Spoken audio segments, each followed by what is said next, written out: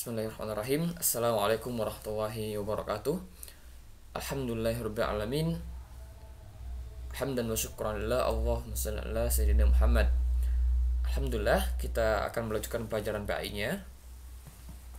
Yang mana pada pertemuan yang lalu kita sudah belajar terkait dengan kisah dari Nabi Ismail alaihissalam, mulai dari kelahirannya sampai ketika Nabi Ismail dan ibunya hijrah ke lembah Bakkah atau Mekah, lebih dikenalnya Mekah.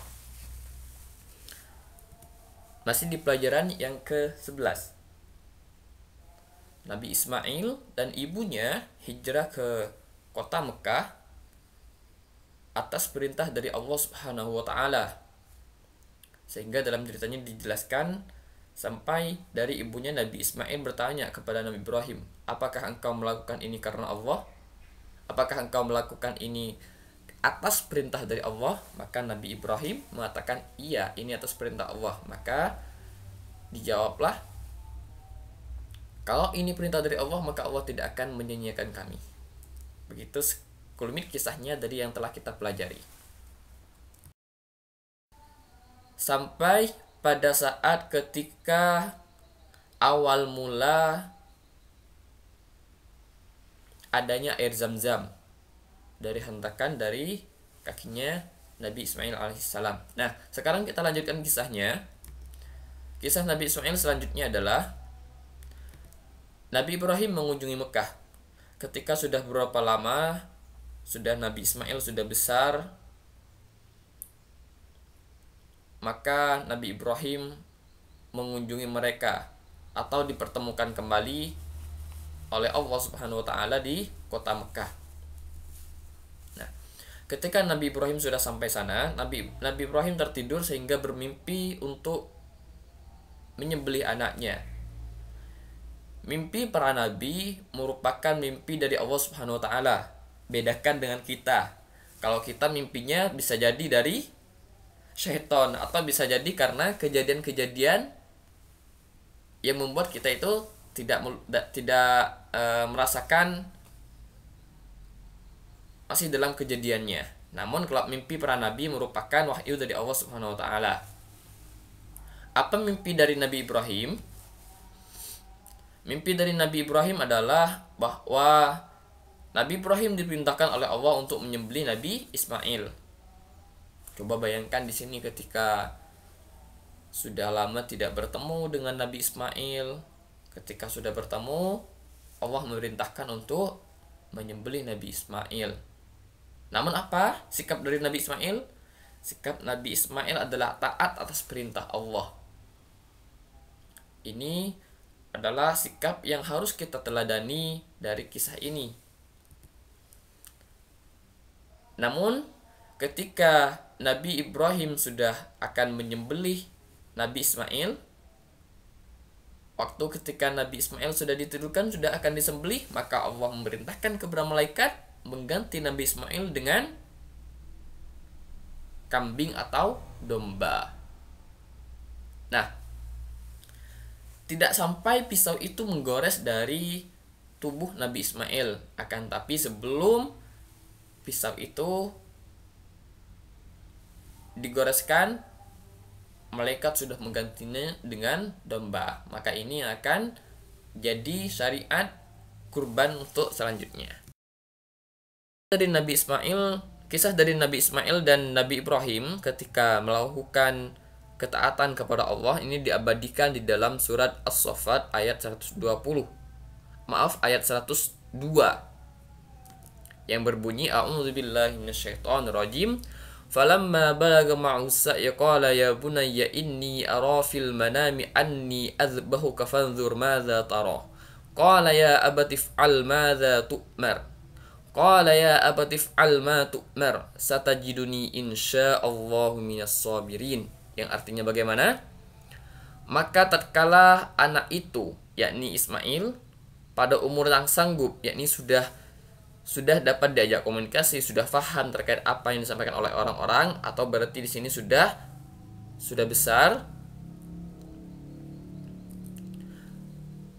bersama dengan Ibrahim, maka Nabi Ibrahim berkata, "Hai anakku, sesungguhnya aku melihat dalam mimpi bahwa aku menyembelihmu. Maka fikirkanlah apa pendapatmu." Nabi Ibrahim tidak lantas langsung melakukan apa yang ada dalam mimpinya, akan tapi masih ditanyakan pendapatnya terkait mimpi itu kepada Nabi Ismail. Namun lihatlah jawaban dari Nabi Ismail alaihissalam.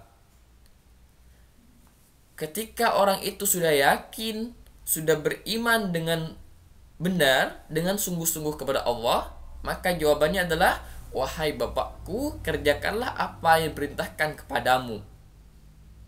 Dia itu sudah yakin apa yang diperintahkan kepada Allah merupakan kebaikan, dan apa yang dilarang oleh Allah merupakan keburukan. Maka laksanakanlah perintah Allah dan jauhilah larangannya. Dilanjutkan oleh Nabi Ismail, "Insya Allah kamu akan mendapatiku termasuk orang-orang yang sabar." Saya jelaskan bahwa sabar ada 3. Sabar dalam menjalankan ketaatan kepada Allah, sabar dalam menjauhi larangannya, dan sabar dalam musibah. Ketika Nabi Ismail sudah bersedia terkait apa yang disampaikan oleh Nabi Ibrahim, maka Nabi Ibrahim melaksanakannya. Nah, dari peristiwa tersebut yang diabadikan dalam syariat Islam berupa perayaan Idul Kurban atau Idul Adha dengan menyembelih hewan-hewan kurban. Dari ketakwaannya Nabi Ibrahim dalam menjalankan perintah Allah dan juga ketakwaan dari Nabi Ismail, maka Allah mengabadikan dalam syariat Islam bahwa kejadian tersebut dijadikan dengan perayaan Idul Adha, yakni menyembelih hewan kurban.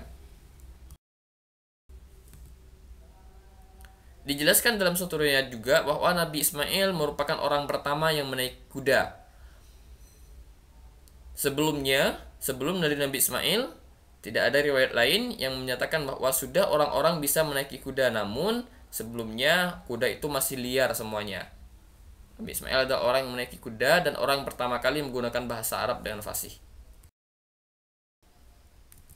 Baik, kita akan belajar terkait hadis tentang niat. Nabi Ibrahim membawa istrinya dan anaknya ke lembah Bekah atau ke kota Mekah atas perintah Allah. Maka dia itu melakukannya niatnya karena Allah. Maka Allah pun akan menolongnya. Maka Allah pun akan memberikan kemudahan-kemudahan. Sama dengan kita melakukan sesuatu niatnya karena apa? Kita belajar karena apa? Jika niatnya karena Allah, maka Allah akan memberikan kemudahan bagi kita. Maka Allah akan menyayangi kita. Maka Allah akan merahmati kita. Kita melakukan kebaikan karena apa? Karena ingin melihat orang. Kalau hanya ingin dilihat orang, maka yang dapat hanya dilihat orang, tidak mendapat pahala dari Allah. Kalau niatnya karena Allah, karena perintah dari Allah, karena mengikuti Rasulullah, maka itu yang akan didapat. Maka Allah akan memberikan pahala kepadanya. Maka Allah akan memberikan rahmat kepadanya. Seperti dijelaskan dalam hadis, "Innamal a'malu binniyat wa innamal likulli imri'in ma nawa." Innamal a'malu binniyat wa innamal likulli imri'in ma nawa. Artinya apa? Ini merupakan hadis dari hadis Arba'in. Sebetulnya matanya ini agak panjang. Innamal a'malu binniyat wa innamal likulli imri'in ma nawa. Fa in kana hijratuhu ila Allahi wa rasulih fa in kana hijratuhu ila Allahi wa rasulih hijratuhu ila Allahi rasulih. Fa in kana hijratuhu imra'atin aw wingkuha, apabila hijrahnya karena Allah dan Rasulnya, maka dia itu akan maka niatnya karena Allah dan Rasulnya. Itu matanya lebih panjang lagi. Akan tapi ringkas saja terkait dengan niatnya saja. Innamal a'malu binniyat wa innamal likulli imri'in ma nawa. Ini merupakan hadis dalam hadis Arba'in di hadis yang pertama. Yang artinya apa? Sesungguhnya setiap amalan tergantung pada niatnya. Setiap orang akan mendapatkan apa yang ia niatkan. Coba kalian nanti hafal hadisnya. Hafal hadisnya sebagai tugas supaya kalian betul-betul paham terkait dari pentingnya niat. Diniatkan ketika kalian belajar, Karena ini merupakan kewajiban bagi seorang Islam, karena ini merupakan perintah dari Allah Subhanahu wa taala. Hafal ya, coba dihafal meskipun sedikit saja gak apa. Kita belajar sedikit demi sedikit. Innamal a'malu binniyat wa innamal likulli imri'in ma nawa. Sesungguhnya setiap amalan tergantung pada niatnya, setiap orang akan mendapatkan apa yang ia niatkan. Sekian dari Ustadz, semoga bermanfaat dan bisa dipahami. Allahu a'lam bishawab. Subhanakallahumma bihamdika asyhadu an la ilaha illa anta astaghfiruka wa atubu ilaik. Hadisnya dihafal, disetorkan dengan voice note via WhatsApp. Assalamualaikum warahmatullahi wabarakatuh.